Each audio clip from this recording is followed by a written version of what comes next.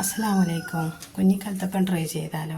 അതിനാവശ്യമായ സാധനം പൊന്നിയരിയും നേരിയരിയും 3 മണിക്കൂർ കുതിർത്ത് വെക്കുക. ഞാൻ 500 ഗ്രാമിൻ്റെ കപ്പാണ് ഉപയോഗിച്ചത്. ഇത് ഗർഭിണികൾക്ക് ഉണ്ടാക്കുന്ന സ്പെഷ്യൽ അപ്പമാണ്. കുഞ്ഞിക്കലത്തപ്പം എന്നാണ് നമ്മൾ പറയുന്നത്. വേറെ ഏതെങ്കിലും നാട്ടിൽ വേറെ എന്തെങ്കിലും പേരുണ്ടോയെന്നോ അറിയില്ല. ഇത് പണ്ടം കൂട്ടിയിട്ടാണ് കഴിക്കുക.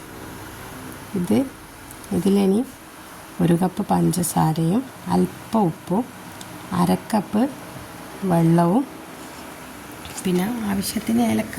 ഞാൻ 2 ഏലക്കയാണ് ഇട്ടത്. ഇനി ഇതിൻ്റെ ടേസ്റ്റ് ഇഷ്ടപ്പെടുന്നതാണെങ്കിൽ 3 4 ഏലക്ക ഇട്ടിട്ട് തരിപ്പില്ലാണ്ട് അരച്ചെടുക്കുക മിക്സ്. അത് ഞാൻ 2.5 മണിക്കൂർ റെസ്റ്റ് ചെയ്യാൻ വെച്ചിട്ടാണ് ചുട്ടത്. വിസ്ക് കൊണ്ടോ കൈ കൊണ്ടോ നല്ലോണം മിക്സ് ചെയ്തിട്ട് മിക്സ് ഒഴിക്കുമ്പോൾ ഹൈ ഫ്ലെയിമിൽ വെക്കുക. പിന്നെ ലോ ഫ്ലെയിമിൽ വെച്ച് ക്ഷമയോടെ ചുട്ടെടുക്കുക. ഉള്ളുള്ള പാത്രം, വെള്ളാപ്പവും പാലപ്പെല്ലാം ചുടുന്ന പാത്രമാണെങ്കിൽ നല്ല ഭംഗിയുണ്ടാവും കാണാനപ്പം. ഞാൻ പോള ചുടുന്ന പാത്രമാണ് ഞാൻ ഉപയോഗിച്ചത്.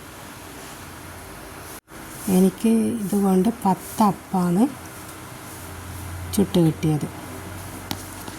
നല്ല ടേസ്റ്റാണ്. എല്ലാവരും ട്രൈ ചെയ്യുക.